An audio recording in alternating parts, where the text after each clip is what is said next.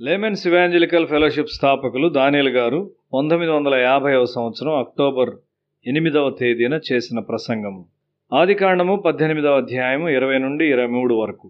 మరియు యెహోవా సొదొమ గొమొరాలను గూర్చిన మొర గొప్పది గనుకను, వాటి పాపము బహుభారమైనది గనుకను నేను దిగిపోయి నా యొద్దకు వచ్చిన ఆ మొర చొప్పుననే వారు సంపూర్ణంగా చేసిరో లేదో చూచెదను, చేయని ఎడల నేను తెలుసుకుందుననెను. ఆ మనుషులు అక్కడి నుండి తిరిగి సొదొమ వైపుగా వెళ్ళిరి. అబ్రహాము ఇంకా యెహోవా సన్నిధిని నిలుచుండెను.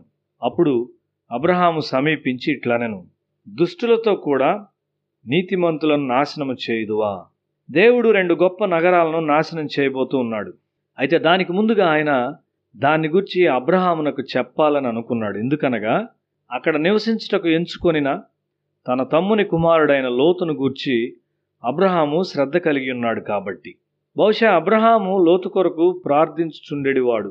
రానున్న నాశనాన్ని గూర్చి అబ్రహామునకు తెలియచేయాలని దేవుడు భావించాడు. మరియు లోతు కుటుంబం యొక్క భద్రత కొరకు విజ్ఞాపన చేయుటకు ఒక అవకాశమునిచ్చాడు. అబ్రహాము ఆ నగరముల కొరకు విజ్ఞాపనలో తన హృదయాన్ని కుమ్మరించాడు. తీర్పును గూర్చి దేవుణ్ణి అడుగుటకు అబ్రహామునకు కొన్ని ప్రశ్నలున్నవి. అది ఆ విధముగా ఎందుకు ఉండవలనో దేవుడు అతనికి వివరించగలడు. సమస్యలను గూర్చి దేవుడు మనతో పంచుకున్న విధముగా మన సహవాసము దేవునితో ఉండాలి. సొదొమ మరియు గొమొరాలను నాశనము చేయుట దేవునికి ఆనందకరమైనదేమీ కాదు. వారి పురోగమనమునకైన నిరీక్షణ అక్కడ ఉన్నట్లయితే దేవుడు దాన్ని ఎన్నడూ నాశనం చేసి ఉండేవాడు కాడు. వారికి చెప్పుటకు అక్కడెవరు లేరు మరియు వారు పాపముతో నిండి ఉన్నారు. అక్కడ నీతిమంతుడైన మనిషి ఒక్కడు మాత్రమే ఉన్నాడు. కానీ అతని నీతి స్వనీతియే. అది పాపులతో విసుగు చెందినది గాని వారిని మార్చుటకు సహాయం చేయలేకపోయింది. దేవుడు నాశనము చేయు శక్తి అయి ఉన్నాడా? లేదు. పాపము దానంతట అదే నశించును. దేవుడు దాన్ని ఆ విధంగా క్రమపరిచాడు.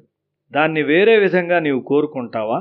నా విద్యార్థి దినాల్లో జర్మనీ దానంతట అదే నాశనమైంది.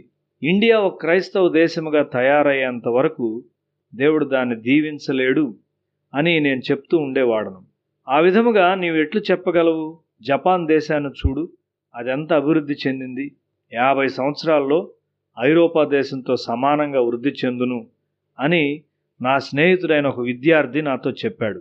అవును, అదప్పుడు ఆ విధంగా కనిపించింది. అయితే ఇప్పుడు అది అకస్మాత్తుగా పడిపోవుట చూడుము. ఈ మధ్యకాలం వరకు అది పడిపోయినదిగా ఉన్నది. దుష్టత్వము దానంతట అదే నాశనమగును. నా సహ విద్యార్థులు జీవించిన పాపపూరితమైన జీవితాలను గురించి నాకు తెలుసు. వారు చనిపోయారు, తమను తాము నాశనం చేసుకున్నారు. పాపము తనంతట తానుగా నాశనమగును గాని అది నిన్ను మరియు నన్ను నాశనము చేయకూడదు. మనము దేవునికి చెందినవారం.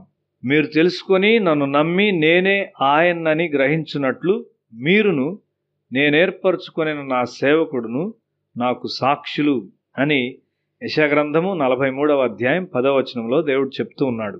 మీరు వెరవకుడి, భయపడకుడి. పూర్వకాలం నుండి నేను నీకు ఆ సంగతి వినిపించి తెలియజేయలేదా? మీరే నాకు సాక్షులు. నేను తప్ప వేరొక దేవుడున్నాడా? నేను తప్ప ఆశ్రయదుర్గమేదియూ లేదు. ఉన్నట్టు నేను ఎరుగను అని యెషయా గ్రంథము 44వ అధ్యాయం 8వ వచనంలో చూస్తున్నాం. రక్షణ కార్యం అనగా మనుషులను రక్షించుట అనే బాధ్యత నీకు మరియు నాకు ఇవ్వబడింది.